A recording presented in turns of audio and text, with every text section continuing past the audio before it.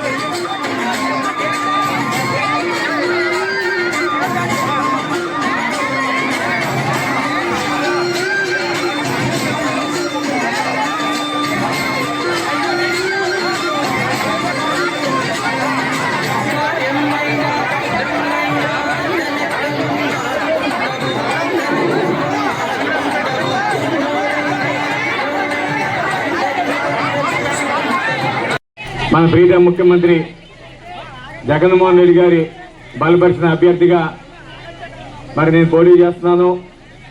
అదేవిధంగా పార్లమెంట్ అభ్యర్థిగా బెల్లాని చంద్రశేఖర్ పోటీ చేస్తున్నారు. మా యొక్క ఎన్నికల గుర్తు ఫ్యాన్ గుర్తుగా ఓటేసి గెలిపించవలసిన మేము వస్తాం, అవతల పార్టీ వాళ్ళు కూడా వస్తారు. ఇద్దరం కూడా మా పార్టీ ఏం చేస్తుంది, మాకు ఓటేయండి అని చెప్పి మేము అడుగుతాం. తెలుగుదేశం పార్టీ వాళ్ళు కూడా మాకు అధికారం ఇస్తే మేమేం చేస్తామో వాళ్ళు కూడా చెప్తుంటారు. ఇద్దరు కూడా చెప్పిన మాటలున్నాయి.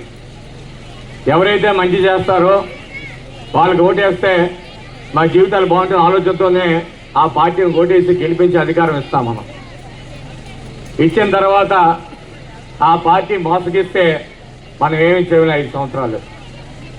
కానీ ఏదైతే మాటిస్తే మడమ తిప్పకుండా పనిచేసే నాయకుడు ఎవరైతే ఉన్నారో వాళ్ళకి మనం ఎందుకుంటేనో ఆ పార్టీకి మళ్ళీ మనకు 5 సంవత్సరాలు ఇబ్బంది లేకుండా పరిపాలన సాగించే విధంగా పనిచేసే వ్యక్తులు.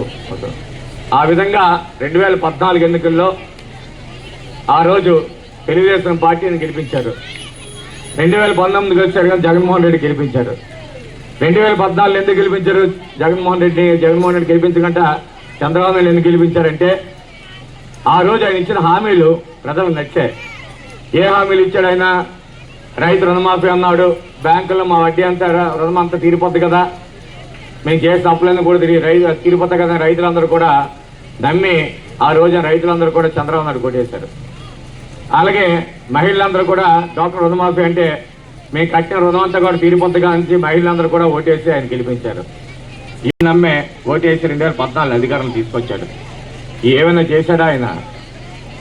5 సంవత్సరాల అధికారం అనుభవించి రైతు రుణమాఫీ చేయలే, డాక్టర్ రుణమాఫీ చేయలే, బాబు వస్తే జాబ్ ఇవ్వలే, నిరుద్యోగ వృత్తి ఇవ్వలే, ఏమీ ఇవ్వకుండా 5 సంవత్సరాలు కాలక్షేపం చేశాడు. కాబట్టి ఆయనకేం ప్రజలేమో ఏదైతే మీకు ఇచ్చిన పసుపు కుంకులు ఉన్నాయో పసుపేమో చంద్రాన్ని ముఖాన్ని తాగారు, పంపేమో జగన్మోహన్ రెడ్డి బొట్టి పెట్టి ఆయన అధికారం ఇచ్చారు. ఏమంతే కదా. కానీ 2019 ఎన్నికల ముందు పాదయాత్రలో 2546 కిలోమీటర్ల సుదీర్ఘమైన పాదయాత్రలో ఒక్కొక్క జిల్లాకి ఆయన వెళ్ళినప్పుడు, ఆ జిల్లాలో బహిరంగ సభ పెట్టినప్పుడు ఒక్కొక్క రత్నం హామీ ఆయన ఇచ్చాడు. ఏమిచ్చాడు? ఫస్ట్ రత్నం రైతు భరోసా చేస్తాను. ఏదైతే వ్యవసాయం చేసి ఉందో వ్యవసాయం చేతిగా మీరు డబ్బులు అప్పుగా లేకుండా, మీరు వడ్డీలకు వెళ్ళకుండా మీకేమో డబ్బులు ఇచ్చే కార్యక్రమం చేస్తా అని చెప్పాడు. 5 సంవత్సరాలు చేశారా లేదా ఆలోచన చేసింది. రెండో జిల్లాకు వచ్చేసరికి ఏమో అమ్మఒడి, మీ పిల్లలు చదివిస్తే 1వ తారీఖు మీకు స్కూల్కి పంపిస్తే 10,000 రూపాయలు అమ్మఒడి ఇస్తా అని చెప్పాడు. చేశాడా లేదు? 5 సంవత్సరాలు చేశాడు.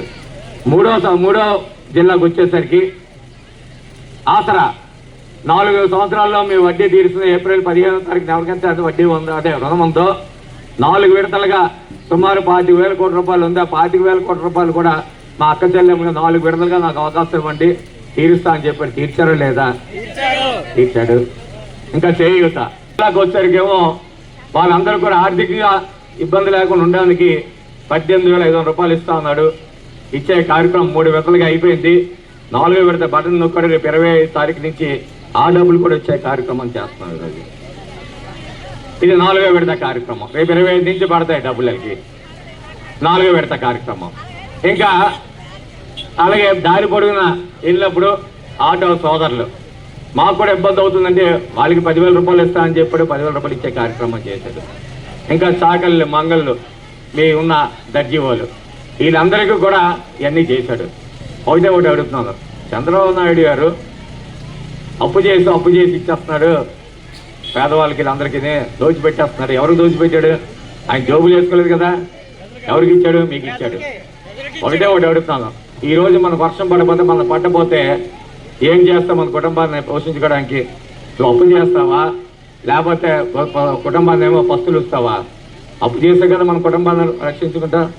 2 సంవత్సరాల కరోనాతో ఎక్కడో కూడా పైసా ఆదాయం రాకుండా ఈ రాష్ట్రంలోని నీ ఎక్కడా కూడా ఇబ్బంది పడకుండా, మీ ప్రజలు ఎవరు ఇబ్బంది పడకుండా 5 కోట్ల మంది కూడా